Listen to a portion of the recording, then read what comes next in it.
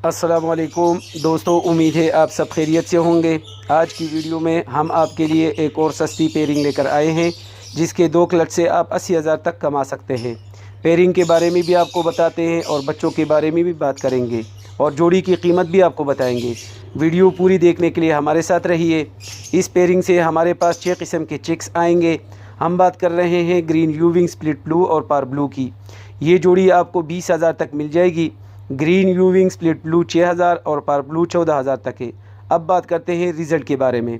हमारे पास 6 किस्म के चिक्स आने हैं जिनमें पार ब्लू यूविंग, ग्रीन यूविंग स्प्लिट ब्लू, पार ब्लू, ग्रीन फिशर स्प्लिट पार ब्लू या स्प्लिट ब्लू होंगे। इसके अलावा ब्लू फिशर और ब्लू यूविंग होंगे। अब बात करते हैं इनकी कीमतों की।